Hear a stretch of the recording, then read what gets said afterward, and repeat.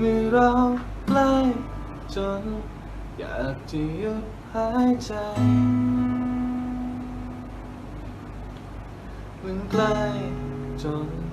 มีแต่เธอกับฉันวันนี้เท่านั้นอาจเป็นเพราะว่าเธอบังเอิญได้เจอฉัน